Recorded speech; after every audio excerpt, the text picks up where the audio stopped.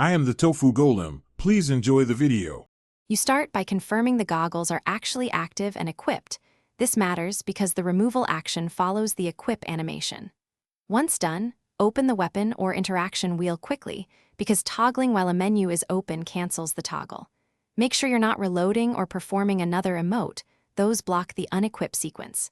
If you're in a vehicle, exit first so the avatar can play the removal motion.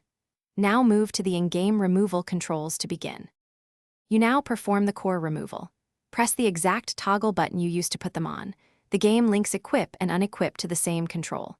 If that fails, open the weapon wheel, highlight the goggles slot, and release the button to force an unequip animation. When using a controller, hold RB or L1 briefly instead of tapping, as the hold often bypasses conflicting inputs. Once the animation finishes, your screen returns to normal colors. Make sure to test with a quick look around. You finish by verifying the goggles are removed visually and via HUD. If they remain stuck on, try entering passive mode or swapping your outfit. Those actions reset equipment states. Once done, reopen the weapon wheel to confirm the goggles are unequipped. If the issue persists, a session restart, switching lobbies, or a quick respawn usually clears it.